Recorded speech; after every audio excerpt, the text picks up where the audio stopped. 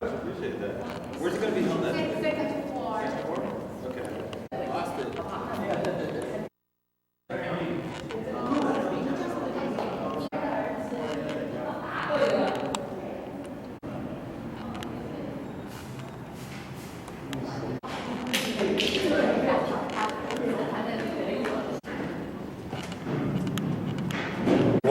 在二战的合作的一段历史，那么那时候的合作就为了世界的和平而共同努力。所以今天 Military and Veterans Affairs for the County of Los Angeles, and I want to welcome the veteran community to Patriotic Hall today in celebration of the anniversary of the 70th anniversary of the ending of World War II. This project has been a wonderful opportunity between our department and the committee in putting the events on for August 2015 to honor the veterans of World War II that served not only in China, India, and Burma, but throughout the world and helped us restore peace and keep that cooperative spirit going for the past 70 years. Pleasure that we are introducing to the Chinese American community and to the American community at large an exhibit that demonstrates the cooperation of the Americans and the Chinese veterans and citizens that participated in World War II that contributed to peace for 70 years.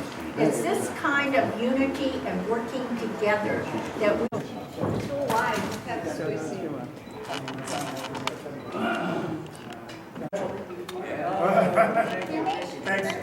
可以来纪念第二次世界大战，美国跟中国自己牺牲了军人。所以您加油在多少？各位记者朋友们来参加我们今天的8月7号的开幕式。那么在这里，我告诉各位，我是 Sam 何在林，我是这一次我们记者会的这个新闻的联络人。今天我们这个 Salute to World War II Veteran 系列活动的开幕式，活动是从今天8月一直到8月25号，为期将近20天。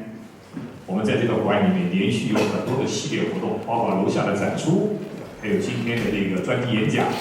8月我们叫做 military flag，OK， 在这个 military flag 上面，我现在用英文来解释 ，OK。When you see these two flags on the near the screen, those are the flag is the troops from both sides.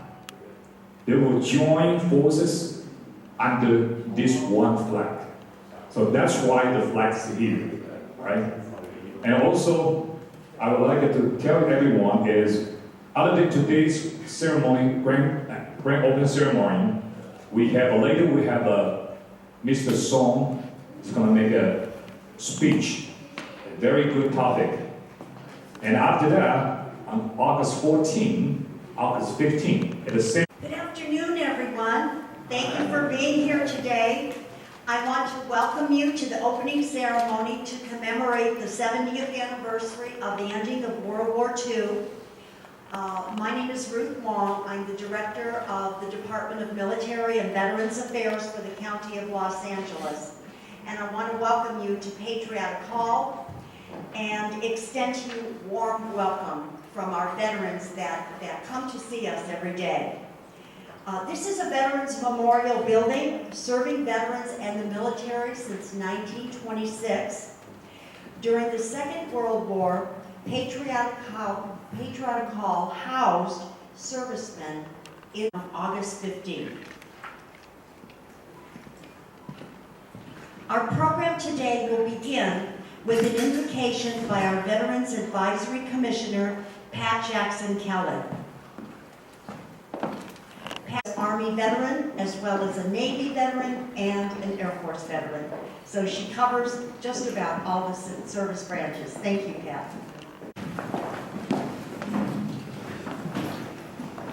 Almighty God, may America ever remain free and mighty and true to its best ideals. Bless the President of the United States and all public servants, that they may walk in justice before thee, and all their acts may rebound to the great welfare of our people. We ask thy blessing upon this opening ceremony for the 7th. Before thee, our departed World War II veterans, who showed their loyalty in their lives and sealed it with their deaths. We pray especially for our veterans in the hospitals and homes, and wherever they may be, sick and mind. And I would also like to introduce other VIPs, including the Chinatown American Legion Post, here on a regular basis that do fine work in the community, and we thank you for being here today. Next, I'd like to introduce one of the co-chairs of the 70th anniversary occasion to say a few words about our program and the events that will be taking place this month, and that is Victor Cheng. Victor?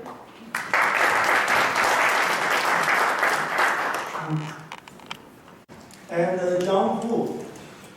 John. And all the other 16 committee members for your contribution to make this event possible. This is an amazing team. Thank you very much. 30s, China as a nation was in a life and death crisis that no one at the time could, in their wildest dreams, imagine the health and the prosperity that the most ethnic Chinese throughout the world enjoy today.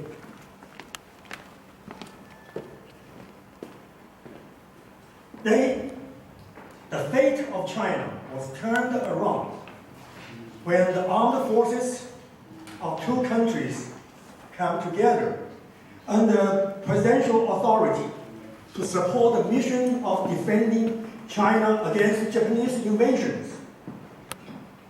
The service and the sacrifice of the two countries allowed us to live in peace with our neighbors.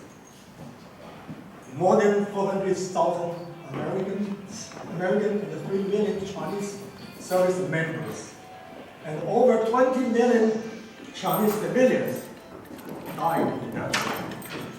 Our hope is that we will never again engage in another world conflict.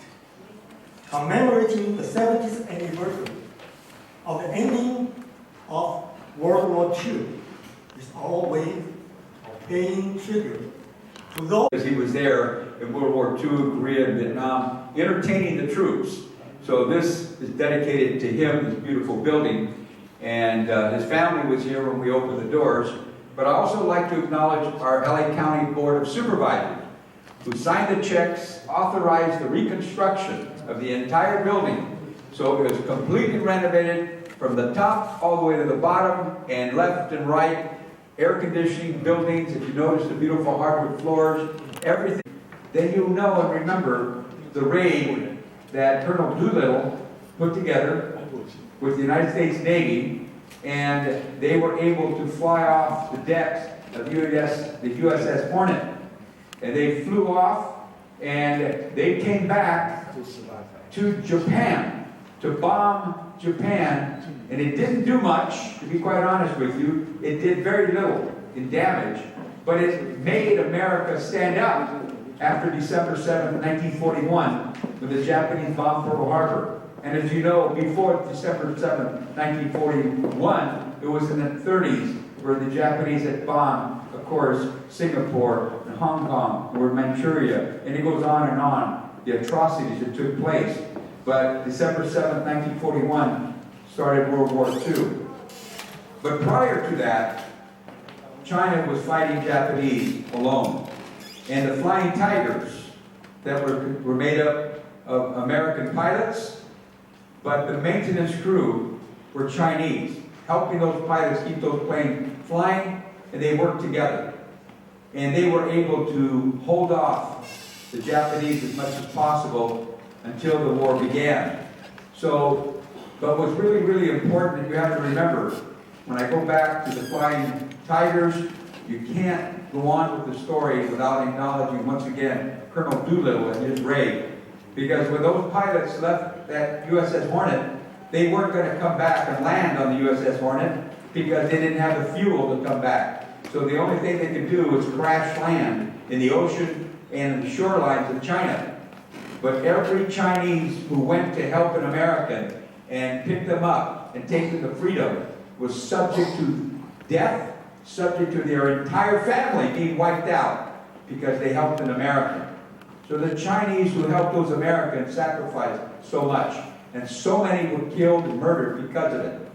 And yet, a few of the Americans were able to survive and come home. But what that did is picked up America. We were able to stand up once again and say, we can win this war. We can come back. And eventually we did with General Douglas MacArthur and Admiral Nimitz and all the other men and women who served in the Pacific. Then they came back. So that is why we're coming together today and the rest of the month of August to acknowledge the World War II veterans who served this great country. And it's because of your participation that we're going to have a great event. So I thank you for leaders of the Vietnam War. So it didn't matter for this house, this home, this safe.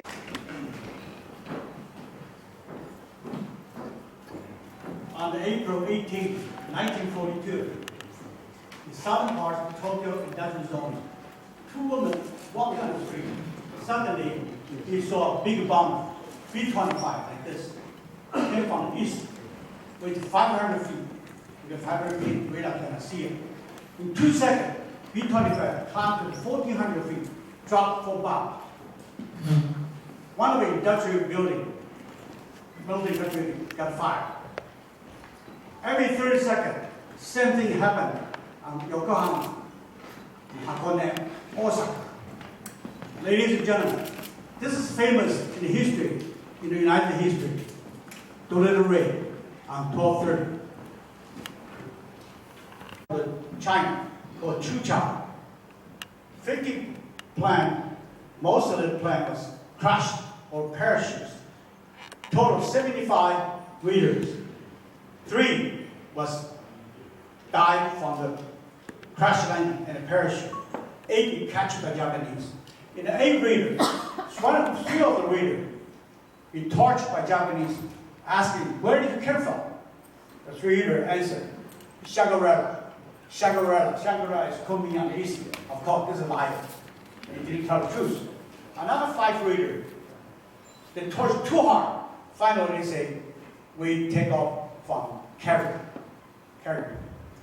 Okay. 1 month later, those 3 readers were shot in Shanghai by Japanese fire squadron. Before he shot one night, the Japanese give the letter, each piece of paper, give each one a piece of paper, and write some letter for parents. Those letters, in 1945, when Japanese surrendered, United States Intelligence Service go to Japanese headquarters, find out this paper. The paper, the story, write a few words, very sad. I got this from a military channel, so I write on one of the pilots called Farrell. He's a captain. He executed me tomorrow. He knew I was a child, since I was a child, I want to be a pilot. If not for this war, I might be an airline pilot already. After tomorrow, you will never see me again. Please do not say. I'm not a regret, because this mission, I was volunteer.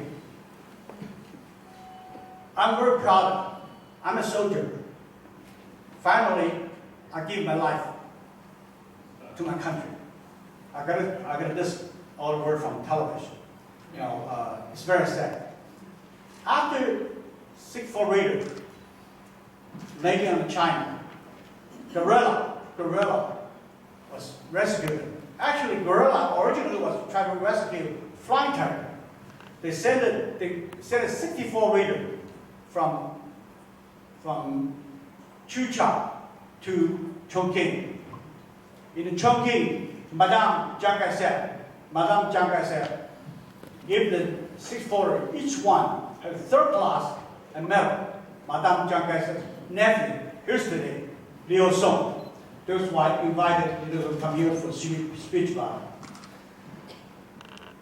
Used poison gas from the air, killed 250,000 soldiers and military personnel. Jonah also said, my grandfather, before he passed away, his father passed away in 1978, he told me very important words. He said, for the 64 people, China sacrificed so many civilians. He said, someday, our family should go to China, to go to national government, to say thank you and appreciate it. So about their family.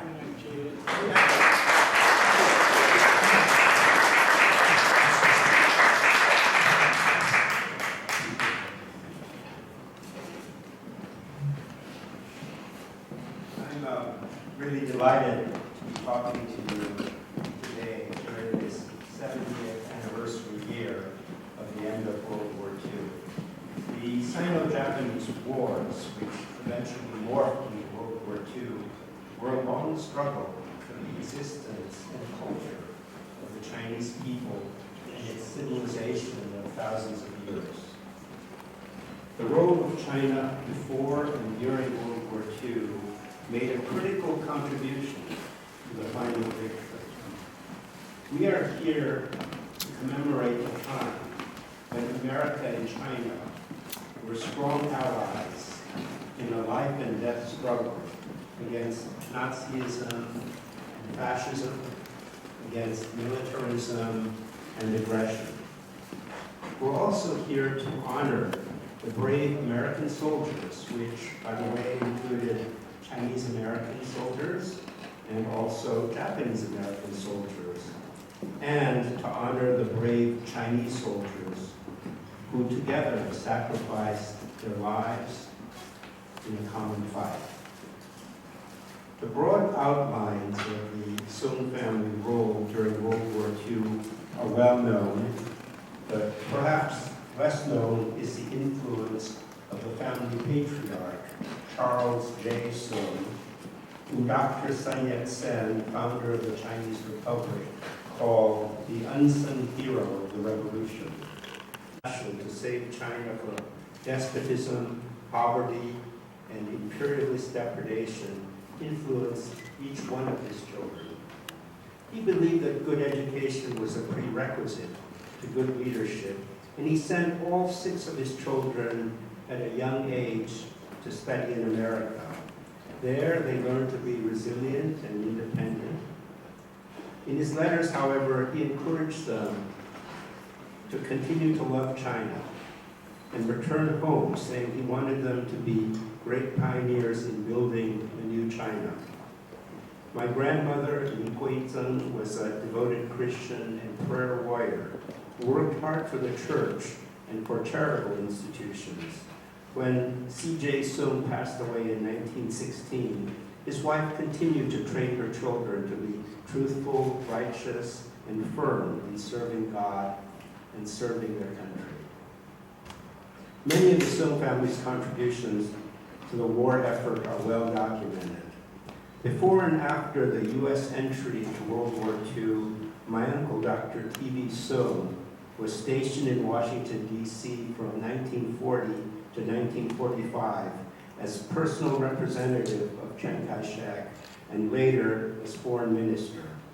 He built excellent relationships with the Roosevelt administration and with Roosevelt to the Bretton Woods Conference. The files of China Defense Supplies, Inc. and the personal files of William Youngman may be found today at the Hoover Institution, Stanford University, as well as the archives of such World War II military figures as General Joseph W. Stilwell and General Albert C. Wedemeyer. And of course, there are the very famous diaries of Generalissimo Chiang Kai-shek, which he kept faithfully every day for a 52-year period and have turned out to be a godsend to scholars who want to study that period of Chinese history. Mei Ling Sung, as wife of Chiang Kai-shek, made numerous tours of the United States to alert the world to the danger and cruelty of Japanese militarism and aggression against China, and to use mass meetings and the news media to enlist the support of ordinary people. The highlight of this effort in this very state of California. She had great meetings in the Los Angeles area, and I think one of the pictures you'll see is her speeches in the Hollywood Bowl. After the Japanese attack on Shanghai, another sister, Song Qinglei, who was Madam Sun Yat-sen, founded the China Defense League, which today is the China Welfare Institute, which she founded in 1938 in Hong Kong to raise funds for medical relief for the fighters and to support the orphans. The League was moved to Chongqing, where all three of the sisters cooperated in this work, ignoring all past political differences. Now, one of the joys of doing historical research from original documents is to discover interesting sidelights which illuminate the concerns and motivations of the principal leaders during the war. Mei Ling Sung, Madam Chiang Kai-shek, was Secretary General of the Commission on Aeronautical Affairs starting in 1936, and she and Dr. Sung were instrumental in the formation of the Flying Tigers, or American Volunteer Group, which operated in China and Burma from the middle of 1941 until July 4th, 1942, when the regular U.S. Army Air Corps entered China and absorbed the American Volunteer Group. Flying P-40B planes with improvised gun sights, improvised bomb racks, and improvised auxiliary fuel tanks, the Flying Tigers in their first air battles against Japanese fighters over Rangoon, Burma, achieved an astounding ratio of downed Japanese planes to downed Flying Tiger planes of 15-1. British pilots, flying more modern planes and with more combat experience, having seen combat against German planes in North Africa, only enjoy a 1-to-1 ratio. The overall record of the Flying Tigers during their entire period of service was equally impressive. 229 confirmed and 153 probable Japanese planes destroyed, against 12 combat losses for the Flying Tigers, with 61 planes destroyed on the ground. This is really an amazing record, and there are some very important factors which accounted for this situation. Number one, strategically located airfields all over China. Number two, air raid warning systems all over China based on human observers, reporting by radio, telephone, and telegraph. And this system also helped in the recovery of the Doolittle raiders in April 1942. And perhaps most importantly, number three, intimate knowledge and personal observation of the capability of Japanese aircraft and air tactics. All these factors had their origin in April 1937, when Madame Chiang invited then Major Claire L. Chennault to make a survey of Chinese Air Force potential, followed by her 1938 commission to him to develop a plan for the redevelopment of the Chinese Air Force. During this time, Major Chennault was able to intensively study Japanese flight manuals and battle records, which he put to good use in the design of very effective Flying Tiger air tactics. As an interesting sidelight, the logo of a Flying Tiger inside a Leave for Victory symbol was designed by, does anyone know? Disney. Huh? Disney. By the Walt Disney Organization. And does anyone know the original suggested name of the Flying Tigers? Flying Dragons. This name was rejected by Dr. Soong because of its imperial connotations.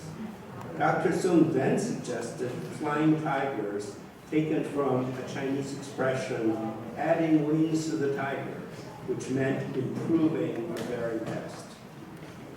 The entire direct cost of the Flying Tigers effort was US $8 million. $3 million for salaries and $5 million for planes. General Chenault wrote a letter to TV Soong apologizing for the overrun of the original budget. And Dr. Soong wrote back, quote, "The AVG was the soundest investment ever made. I'm ashamed that you should even consider the cost." Speaking of the cost of the Flying Tigers effort and the American Lend-Lease funds given to China in the common effort to fight Japan, some very ugly charges were made by the Truman administration after the end of World War II and after the victory of the communist forces on the China mainland and the retreat of the National Army to Taiwan. They charged that vast sums had been stolen by Dr. Soong and his family members. 12 years ago, I attended the funeral of my aunt, Maylin Soong, in St. Bartholomew's Cathedral in New York City after her death at the age of 105. Since I'd been close to her since my first visit to Taiwan in 1955 as a 9-year-old, it was an emotional time for me. There were several very fine eulogies and many dignitaries, such as Senator Robert Dole, in attendance. However, there was also a very nasty undercurrent in the obituaries published by such distinguished newspapers and magazines as the New York Times, The Economist magazine from London, and Time magazine. The gist of them was to say she was a nice lady, but she had a crooked family who looted the nation in the time of China's struggle for national survival. One of my cousins told me that his grandfather, Dr. T.B. Soong, had previously been listed by the Wall Street Journal as one of the 10 greatest crooks in the last 2,000 years, along with folks such as the well-known Emperor Caligula, no doubt. Luckily, Dr. Soong's family had deposited all his papers at the Hoover Institution at Stanford University after his death in the early 1970s. Much of the archive had been sealed until the passing of all of the other 5 Soong siblings. Dr. Soong's daughter, Laurette, said I might find something to disprove the false charges in those archived files, and also do the family a service by vetting the collection to ensure that any time-restricted materials were being respected. I read all of the English documents in the 67 or so document boxes, and since my Chinese is obviously not up to par, I enlisted my wife Shirley to go over the Chinese documents. In fact, this archive was important in terms of helping me understand how the false rumors and allegations started and who was behind it. I'm now going to refer to some original documents which I found and tell you how I connected the dots.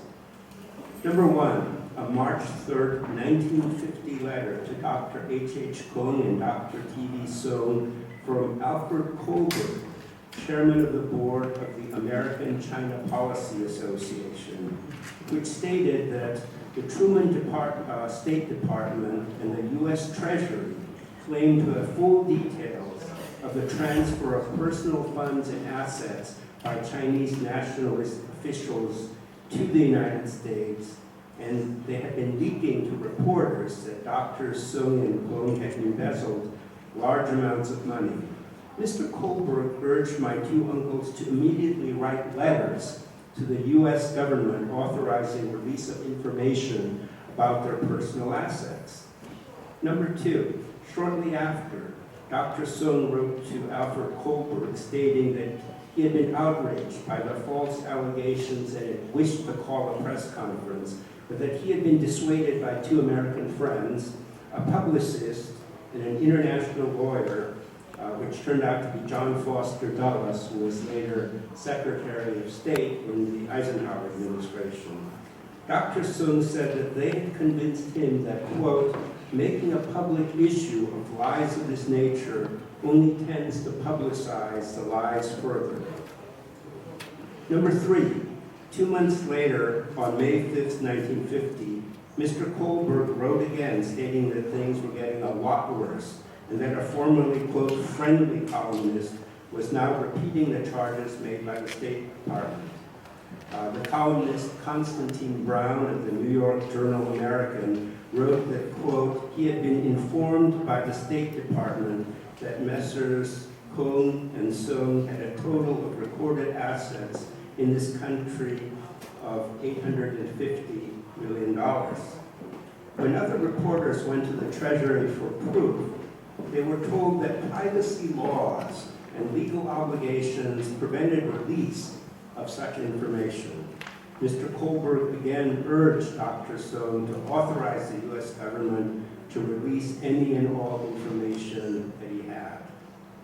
Number 4, just 5 days later, on May 10, 1950, the United States Senate Congressional Record published a letter from Dr. H.H. Kong stating, quote, I shall be perfectly agreeable to making public by the State Department or Treasury Department the factual figures on the personal funds and assets I have in this country.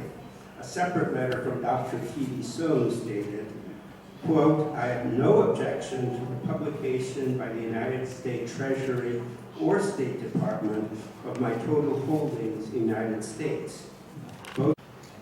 Number 6, a press release from the American China Policy Association dated May 16, 1950, challenged the State Department to reveal any facts it had about the rumors they had leaked to reporters and columnists about the personal wealth of Dr. Kong and Dr. Soong. Needless to say, the reply of the State Department was only deafening silence. It were recycled by certain scholars in the mid-70s, at which time all of the principal personages had passed away and could no longer defend themselves. It took another 25 years before we had an opportunity to look through the old records and bring them to light. Among the documents Dr. Soong's family deposited at Stanford University were the probate records from his estate, including a worldwide asset search by the law firm of Sullivan and Cromwell. These are all available at the Hoover Institution for viewing by anyone with a valid passport or driver's license that's interested in further proof that the Truman State Department had attempted to smear certain members of my family and, more importantly, to deceive the American public. I would be lying if I said that correcting the record for my family members has not brought me satisfaction. But this is not really about an individual or about a family. I'm very happy that the Chinese people can know that their national leaders, during a time of existential crisis, whether or not they agreed with any of their policies or decisions, that those leaders were patriots who loved their country, that they were people of integrity and not crooks and thieves. Let me now go back to World War II to discuss some non-material and spiritual aspects of warfare. From February 5th to the 21st of 1942, Generalissimo and Madame Chang made a visit to India during the dark days of the war. The purpose of this visit was to assess the capability of Indian munitions factories to supply more material to the war effort in China, to seek a new overland route to China to supplement or replace the Burma Road, and most importantly, to make sure that the Indian struggle for independence from Britain did not adversely affect the war against Japan. Although the British tried their best to block a meeting between Chiang and Mahatma Gandhi, they were finally able to meet together for several hours in Calcutta. Gandhi wrote a letter to Chiang Kai-shek after their meeting, and there's a copy again preserved in the TV Sung archive at the Hoover, which said that their conversation had been, quote, the most encouraging of his entire life. He pledged that India would support the struggle against Japanese aggression after Indian independence, and uncharacteristically, in view of his well-known pacifism, even offered China the use of military bases on Indian soil if the war with Japan wasn't over by the time India became independent. Victory, but also the turning point in their struggle for India's freedom. Now you may wonder why I've spent so much time talking about Generalissimo and Madame Chiang's trip to India. The reason is that it highlights an important aspect of China's contribution to the overall Allied war effort in World War II. In 1941, the year before the attack on Pearl Harbor, the Japanese Imperial Army had 1,700,000 men, of whom 80% were stationed in China. If you don't count the 13 divisions on the Mongolian border who were guarding against Soviet attack, 27 out of a total of 51 Imperial Army divisions were directly engaged in fighting and occupation duties against the Chinese army. If China had not held out alone for 4 years and had instead come to a peace settlement with Japan, and assuming that the 13 divisions guarding the Mongolian border remained in place, then the 11 divisions available outside of China on December 7, 1941, would have more than tripled to 38 divisions. We can and the role that religious faith had for the leadership of the Chinese government during the Sino-Japanese World War II period, and even in individual lives of national leaders during times of both national and individual suffering and stress. For China, World War II was a sad story of battle after battle against a stronger and more technologically advanced enemy. Defeat after defeat, leavened by only occasional victory, and Japanese atrocity after atrocity. It has been estimated that out of a total Chinese population of 517 million on January 1937, military deaths were 3 to 4 million, civilian deaths due to military atrocities and crimes against humanity, such as the well-known Nanjing Massacre, were 7 to 11 million, and deaths from war-related famine and disease were 5 million, a total of nearly 20 million deaths. In the early years after the outbreak of full-scale combat in 1937 to the Pearl Harbor attack on December 7, 1941, China fought essentially alone, with some limited help from the Soviet Union, American Lend-Lease aid starting in early 1941, and the aforementioned heroic Flying Tigers volunteers. What events helped form the faith of Generalissimo and Madame Chiang and kept them fighting against what must have seemed insurmountable odds? Madame Chiang wrote that after her mother died in June 1931, she felt overwhelmed by the many national problems. Quote, discouragement close to despair overwhelmed me, and Mother was no longer there to pray me through my personal as well as other troubles. What was I to do? To whom could I turn? And the government in Nanjing was discussing bombing the rebels. Madame Chiang decided to accompany her brother, Dr. TV Sung, back to Xi'an for negotiations, knowing that her presence would make it more difficult for the more bellicose members of government to pursue a bombing campaign. She wrote, when his captors conducted me to him, that is to say to the Generalissimo, he was as startled as though I were an apparition.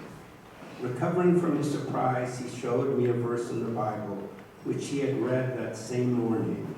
Quote, "The Lord has created a new thing on earth. A woman protects a man." From the book of Jeremiah, chapter 31. In 1937, during the Battle of Shanghai, Madame Chan's car convoy was bombed near Nanjing. Her car flipped off the road and she was very badly injured. In 1939 to 1940, when the air raid sirens went off in Chongqing, at one time she was not able to get into the bomb shelter quickly enough. She was thrown to the ground and covered with dirt by the bomb blast, though she was following words and mean them with all my heart. There must be no bitterness in the reconstructed world. No matter what we have undergone and suffered, we must try to forgive those who injured us and remember only the lessons gained thereby. The teachings of Christ radiate ideas for the elevation of souls and intellectual capacities far above the common passions of hate and degradation. He taught us to help our less fortunate fellow beings to work and strive for their betterment without ever deceiving ourselves and others by pretending that tragedy and ugliness do not exist. He taught us to hate the evil in men, but never men themselves. Finally, I wish to comment on the title of Madame Chan's book, The Sure Victory, from which some of my quotations were taken.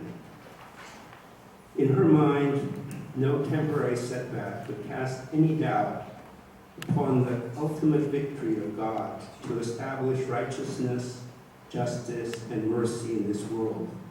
She wrote of a visit to the Sheshan Catholic Basilica near Shanghai, which has the 14 stations of the cross depicting the sufferings of Jesus laid out along a winding path to the structure at the top. Quote, "To one unfamiliar with Christ, these 14 plaques told the story of a dismal failure. It would seem that Christ's mission had ended in unrelieved disaster. We who are privileged know that his career was the greatest triumph in all history." And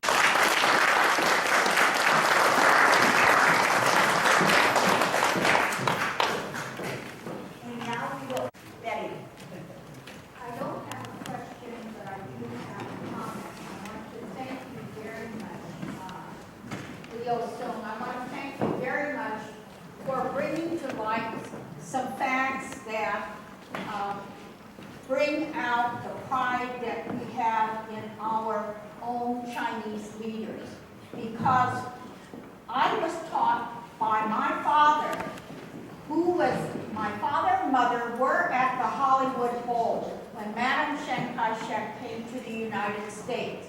After that effort, they raised a lot of money by cooperating in the sale and the purchase of the war bonds. And only a few years ago, when I had opened up an old suitcase, I did find those old war bonds, and I had donated those to a Chinese scholar on it. But I believe John Fu, or am I going to believe my father, right? So I am just... I think it's really, are you going to believe John Fu, or are you going to believe the State Department? Yes, that's right. That's the question. And did not know the efforts that your family went to try to correct the record, and that they are hidden behind the security walls of our own government. So for kind of recycled charges, I couldn't say anything because nobody had any proof of anything. So I'm not just speaking from what I wish were true. I'm speaking from actual documents that exist at the Hoover Institution at Stanford. And so it's only after those documents became known to me 12 years ago that I began to speak out on it. And what I actually did was I wrote to every one of the newspapers that had written this kind of obituary criticizing Madam Chan's family. And I said, here's the proof, it's not true. Put a retraction if your conscience tells you to. But in any case, put this in your files, so if anything ever comes up in the future, you'll at least have the information in your files. So I've done that. Of course, I think New York Times and the other news media are not happy to talk about their own mistakes, so nobody ever published a retraction. But at the same time, this kind of charge is no longer being made. I'm happy about that. For the past 3 years, I've made a keynote address at Shanghai Fudan University. They've had a symposium on the role of the Song family in the development of modern China, in the education system, and finally this year in World War II. And I have brought these same information to the attention of scholars who have received it very openly. This year there were over 100 scholars. Most of them were from mainland China. There were some from the United States and from Japan and Europe and other countries. Nobody had any refutation of it. So I think it's pretty much accepted now, at least in the scholarly community. All the great right here in the arrangement.